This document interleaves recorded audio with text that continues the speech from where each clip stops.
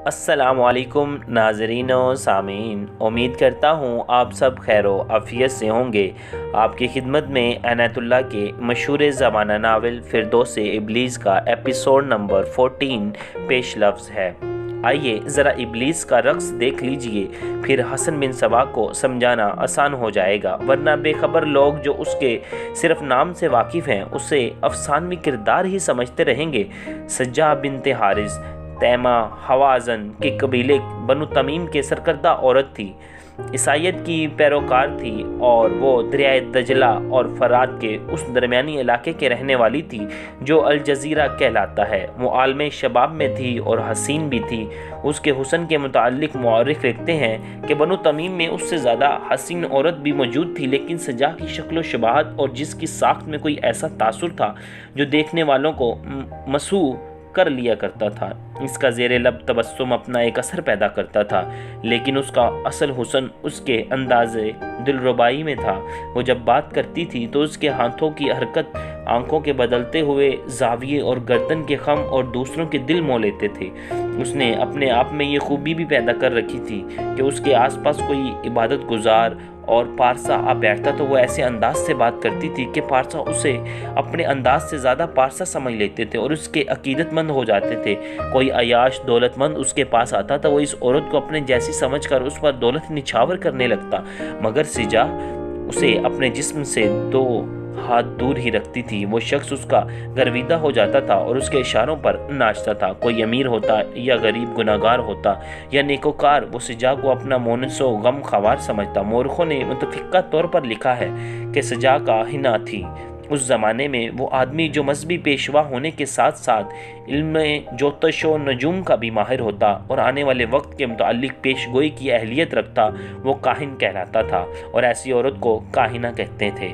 وہ توہم پرستی اور پسماندگی کا دور تھا۔ لوگ جوتشوں اور نجوموں کے آگے سجدے کرتے اور قسمت کا حال پوچھتے تھے۔ ان کا عقیدہ تھا کہ کاہن بگڑی ہوئی قسمت کو سنوار سکتے ہیں۔ تاریخ نویس ابو القاسم رفیق دلاوری ابن اسیر بلازری اور دبستان مذاہب کے حوالوں سے لکھتے ہیں، سجا بنت حارث فصیح اور بلیغ اور بلند حوصلہ عورت تھی۔ اسے تقریر گویا میں بہت ہی اعلیٰ مقام حاصل تھا۔ جدت فہم، جودت طبع اور اثبات رائے میں اپنی نظیر قائم رکھتی تھی۔ ایک تو عالم شباب تھا، دوسرے انداز دلربائی تھا، اور تیسرا یہ کہ اس نے شادی نہیں کی تھی۔ دولت والے، جگیر والے اور تاجر جن کا مال سینکڑوں اونٹوں پر آتا اور جاتا تھا، اس کی رفاقت کے امیدوار تھے۔ وہ اپنا دامن بچائے رکھتی اور کسی کو مایوس بھی نہیں کرتی تھی۔ انسانی فطرت کے عالم لکھتے ہیں کہ عربی عراق کی یہ عورت کاہنہ تھی یا نہیں، البتہ اپنے ناز و انداز سے وہ جس طرح پتھروں کو بھی موم کر لیتی تھی، اس سے یہ یقینی تاثر ابھرتا تھا کہ وہ ساحرہ ہے۔ وہ اپنے مذہب عیسائیت کی پیشوا بنی ہوئی تھی۔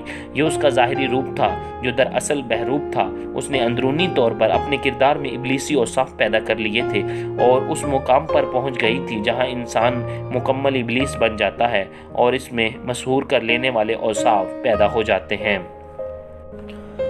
جب رسول اکرم صلی اللہ علیہ وآلہ وسلم رحلت فرما گئے تو نبوت کے متعدد دعوے دار پیدا ہو گئے۔ ان میں جس نے سب سے زیادہ شہرت پائی وہ مسلمہ تھا۔ اس کا نام مسلمہ بن کبیر تھا۔ رحمان یمامہ کے نام سے مشہور تھا۔ آخر وہ مسلمہ کذاب اور کذاب یمامہ کے نام سے مشہور ہوا، کیونکہ وہ جھوٹ بولنے میں وہ یکتا تھا۔ جھوٹ بھی وہ ایسے انداز سے بولتا تھا کہ جو لوگ جانتے تھے کہ وہ جھوٹ بول رہا ہے وہ بھی اس کے جھوٹ کو گویا سچ مان لیتے تھے۔ عجیب بات یہ ہے کہ مسلمہ کی عمر 100 سال کے لگ بھگ تھی جب اس نے نبوت کا دعویٰ کیا تھا۔ اس وقت اس کی جسمانی صحت کا یہ عالم تھا کہ جسمانی طاقت کے مظاہروں میں جو ان جوان بھی اس کے مقابلے میں بعض اوقات پیچھے رہ جاتے تھے۔ بعض مورخوں نے لکھا ہے کہ خوراک اچھی ہونے کے علاوہ وہ فطری طور پر متحمل مزاج تھا۔ کوئی اس کے منہ پر اس کے خلاف بری بات کہہ دیتا تو اسے بھی وہ خندہ پیشانی سے برداشت کرتا تھا۔ اس کے ہونٹوں پر مسکراہٹ رہتی تھی۔ وہ غصہ تو اس سے آتا ہی نہیں تھا۔ اپنے دشمن سے بھی انتقام نہیں لیتا تھا، بلکہ ایسی بردباری اور نرمی سے پیشی آتا تھا کہ دشمن بھی اس کے قائل ہو جاتے تھے۔ ایسے کردار اور عادات کی بدولت ایک تو اس کے صحت ضعیف العمری میں بھی نوجوان جیسی ہی رہی، اور دوسرا یہ تاثرات دیکھنے میں آئے کہ اس نے نبوت کا دعویٰ کیا تو لوگ اس کے گرویدہ ہو گئے۔ مسلمہ نے رسول اکرم صلی اللہ علیہ وسلم کی حیات مبارکہ میں ہی نبوت کا دعویٰ کر دیا تھا، لیکن اس نے یہ نہیں کہا تھا کہ رسول کریم صلی اللہ علیہ وسلم اللہ کے رسول نہیں، بلکہ اس نے یہ دعویٰ کیا تھا کہ وہ رسالت میں برابر کا شریک ہے اور اس پر بھی وحی نازل ہوتی ہے۔ اس نے رسول کریم صلی اللہ علیہ وسلم کی خدمت میں خط لکھا تھا کہ وہ نبوت میں آپ کا برابر کا شریک ہے، اور عرب کی سرزمین نصف حضور صلی اللہ علیہ وسلم کی اور نصف اس کی ہے۔ تاریخوں میں آیا ہے کہ جب یہ خط رسول صلی اللہ علیہ وسلم کے پاس پہنچا، آپ صلی اللہ علیہ وسلم سے قاصد سے کہا کہ اگر قاصد کا قاتل جائز ہوتا تو میں تجھے قتل کر دیتا۔ یہاں یہ بتانا دلچسپی سے خالی نہ ہوگا کہ یہ پہلا قاصد تھا جسے حضور صلی اللہ علیہ وسلم نے یہ الفاظ کہے تھے۔ اس کے بعد آپ صلی اللہ علیہ وسلم کے یہ الفاظ ایک قانون یا باضابطے کی صورت اختیار کر گئے۔ کسی کا قاصد یا ایلچی مسلمانوں کے ہاں آتا اور خلیفہ کے سامنے کیسی ہی بدتمیزی کیوں نہ کرتا، اسے معاف کر دیا جاتا۔ مسلمہ کے پیروکاروں میں اضافہ ہوتا چلا گیا اور ان کی تعداد ہزاروں تک پہنچنے لگی۔ اس نے اپنی آیات لکھنی اور انہیں پھیلانا شروع کر دیا۔ اس کا دعویٰ تھا کہ یہ آیات اس پر بذریعہ وحی آئی ہیں۔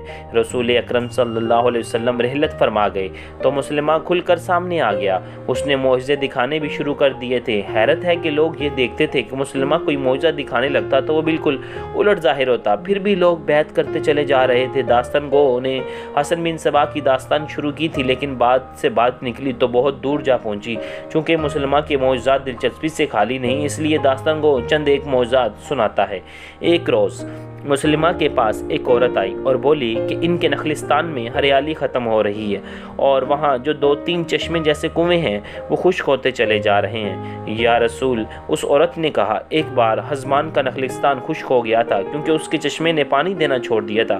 وہاں کے لوگ محمد صلی اللہ علیہ وسلم کے پاس گئے اور عرض کی کہ ان کے نخلستان کا خشک ہو گیا ہے۔ محمد صلی اللہ علیہ وسلم نے چلو پر پانی اپنے منہ میں ڈالا اور چشمے میں اگل دیا۔ دیکھتے ہی دیکھتے چشمہ اس طرح پھوٹ پڑا کہ وہاں جھیل بن گئی اور خرما کے درختوں کی جو شاخیں سوکھ کر لٹک آئی تھیں وہ ہری بری ہو گئیں۔ مورخوں نے لکھا ہے کہ مسلمہ کذاب نے یہ سنا تو اسی وقت اٹھا اور اونٹ پر سوار ہو کر اس عورت کے ساتھ روانہ ہو گیا۔ جب اس نخلستان میں پہنچا تو دیکھا کہ کنووں میں بہت ہی تھوڑا پانی ہے۔ اس نے حکم دیا کہ ایک کنویں سے تھوڑا سا پانی نکالا جائے۔ پانی نکالا گیا۔ مسلمہ نے کچھ پانی اپنے منہ میں ڈالا اور کنویں میں تھوڑا تھوڑا اگل دیا۔ تاریخ گواہ ہے کہ کنویں میں جو تھوڑا تھوڑا پانی رہ گیا تھا وہ بھی خشک ہو گیا اور خرما کے درختوں کے جو چند ایک ٹہنیاں ابھی سبز تھیں وہ بھی سوکھ کر لٹک گئیں۔ اس کے بعد یہ نخلستان مکمل طور پر ریگستان بن گیا۔ اس کے ساتھیوں میں نہار نام کا ایک خاص ساتھی تھا۔ اس نے ایک روز مسلمہ سے کہا کہ محمد صلی اللہ علیہ وسلم جس کسی کے بچے کو دیکھتے ہیں اس بچے کے سر پر ہاتھ پھیرا کرتے ہیں۔ یہ دیکھا گیا تھا کہ جس بچے کے سر پر رسول اکرم صلی اللہ علیہ وسلم نے ہاتھ پھیرا اس بچے میں ایسی ذہانت پیدا ہو گئی کہ لڑکپن میں ہی پہنچنے تک وہ بچہ نامور مجاہد یا دانشور بنا۔ مسلمان نے یہ بات سنی تو اس نے باہر نکل کر اپنے قبیلے بنو حنیفہ کے چند ایک بچوں کو بلایا اور ان کے سروں پر اور ان کی ٹھوڑیوں پر ہاتھ پھیرا۔ لوگوں کا ایک ہجوم اکٹھا ہو گیا تھا۔ انہوں نے دیکھا کہ ان بچوں کے سروں کے بل گرنے لگے ہیں اور سورج غروب ہونے تک یہ تمام بچے گنجے ہو گئے۔ ان کی ٹھوڑیوں پر ہاتھ پھیرنے کا یہ اثر ہوا کہ یہ تمام بچے زبان کی لکنت یعنی ہکلاہٹ میں مبتلا ہو گئے۔ مسلمان نے کسی سے سنا کہ کسی شخص نے آنکھیں خراب ہو جاتی اور وہ اشوب چشم کا مریض ہو جاتا تو رسول کریم صلی اللہ علیہ وسلم اس کی آنکھوں پر اپنا لعاب دہن لگاتے تو آنکھوں کا جو بھی مرض ہوتا وہ رفع ہو جاتا۔ مسلمان نے ایک بار آنکھوں کے ایک مریض کی آنکھوں پر اپنا لعاب دہن لگایا اور وہ بھی شخص بینائی سے ہی مرحوم ہو گیا۔ ایک عورت اس کے پاس یہ شکایت لے کر آئی کہ اس کی اچھی والی بکری نے دودھ دینا چھوڑ دیا۔ مسلمان کے کہنے پر وہ عورت بکری کو لے آئی۔ مسلمان نے بکری کی پیٹھ پر اور تھنوں پر ہاتھ پھیرا۔ نتیجہ یہ سامنے آیا کہ بکری جو چند قطرے دودھ دیتی تھی وہ بھی خشک ہو گئے۔ تاریخوں میں ایک اور واقعہ نے زیادہ شہرت پائی ہے۔ ایک بیوہ مسلمہ کے پاس آئی اور کہا کہ وہ بیوہ ہے اور اس کا سہارا بیٹا ہے، لیکن زیادہ تر بیٹے مر گئے ہیں، صرف وہ 2 ہی زندہ ہیں۔ یا رسول اللہ، دعا کریں کہ یہ دونوں بیٹے زندہ رہیں۔ مسلمان نے اپنے اوپر مراقبہ طاری کر کے اس بیوہ کا مژدہ سنایا کہ تمہارے یہ دونوں بیٹے ہی بڑی لمبی عمر پائیں گے۔ बेवा खुशी खुशी वहाँ से घर को चली गई। घर पहुँचते ही उसे इत्तला मिली कि उसका एक बेटा कुएं में गिरकर मर गया है। उसी रात दूसरा और आखिरी बेटा तड़पने लगा। कुछ पता नहीं चलता था उसे क्या हुआ। सुबह तलू होने तक वो भी मर गया। ये चंद एक वाक़यात हैं, ऐसे बहुत से वाक़यात तारीख़ के दामन में महफूज हैं।